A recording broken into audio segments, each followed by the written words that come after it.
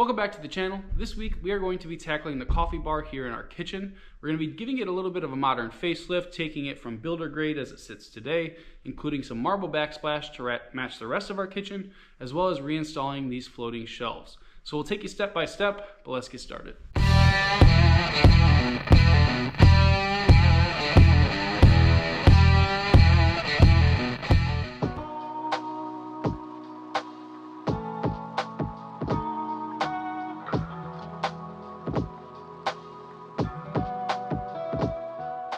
Now, I don't know about you, but having these cords visible and dangling onto the counter absolutely drives me crazy.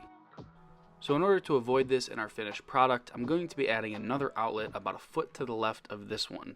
And that way, when all the cords are plugged in for both the grinder and the coffee machine, they're actually plugged in behind the coffee machine so you won't see it in the finished product. Now, just my luck, there's a stud to the left of the existing outlet, which means I need to cut out more drywall than I wanted to in order to get my drill in there so I can drill a hole in that stud to run my wire from my existing outlet over to my new one. Now, I'm not going to show you exactly how to wire up a new outlet or how I connect it to the existing, because there's a million videos on YouTube that can show you exactly how, and I'm not an electrician. I just play one on YouTube.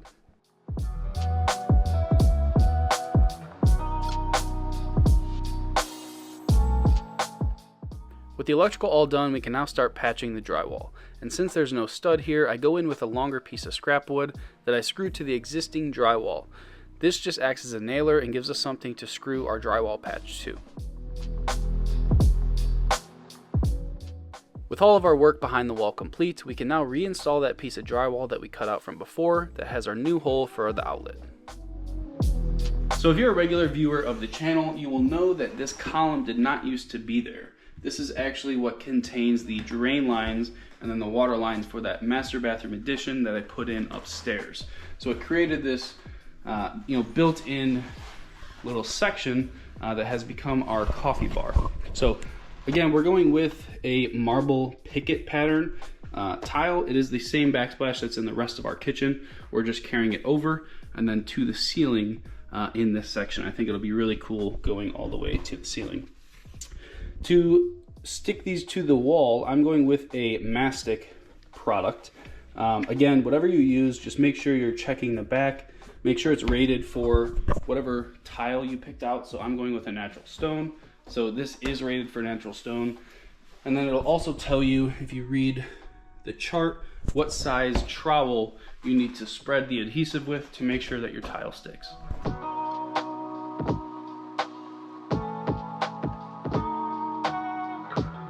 Now, I know some of you might be cringing since I did not tape the drywall patch before proceeding with the tile.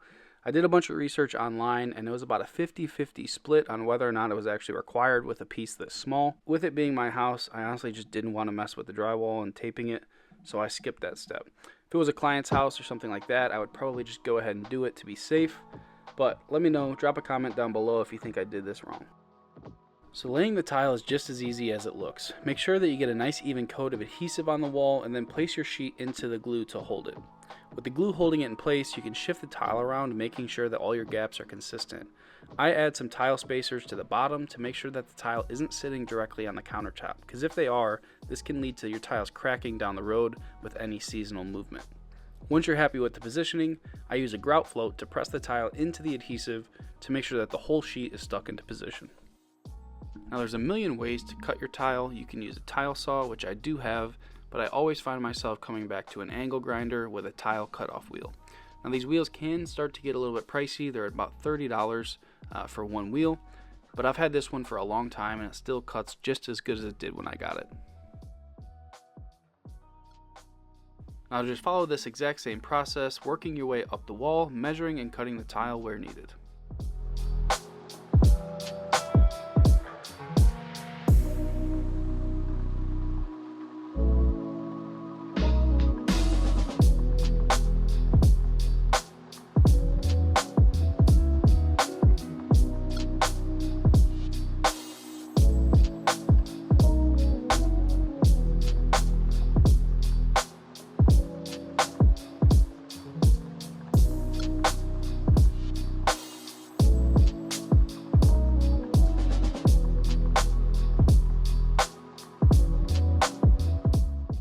final piece to finish laying the tile is to go along the ceiling as well as along the countertop and piece in all these little triangles that this pattern creates.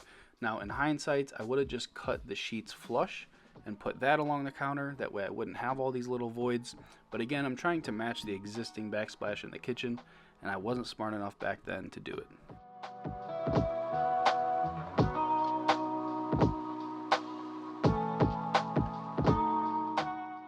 After letting the tile cure overnight, I came back the next morning, cleaned the tile, as well as scratched out any of the adhesive that oozed out through the joints as we prepare for grout.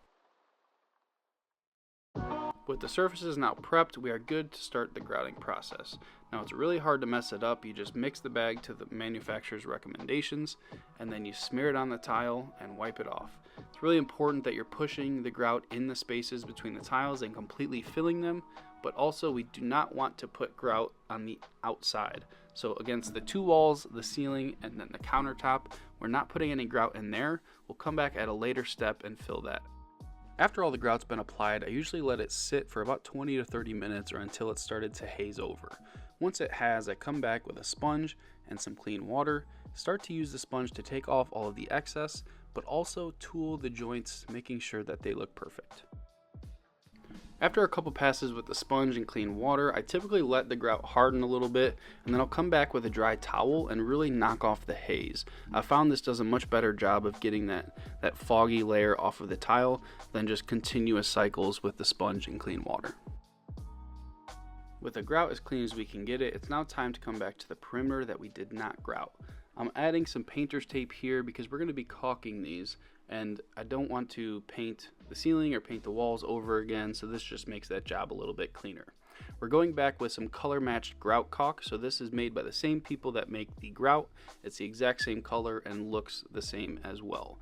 The grout caulk is going to allow the outside perimeter to stretch rather than crack if there's any seasonal movement.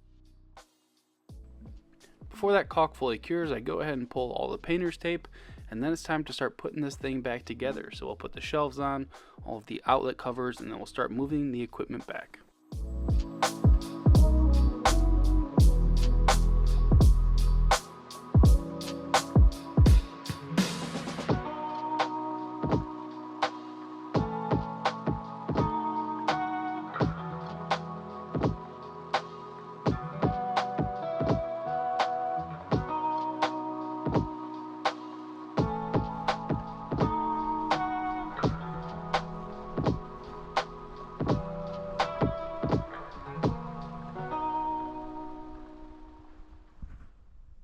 So that is going to do it for this video. I'm super happy with how this coffee bar turned out. I think it looks really, really good, and I can finally cross it off of my list.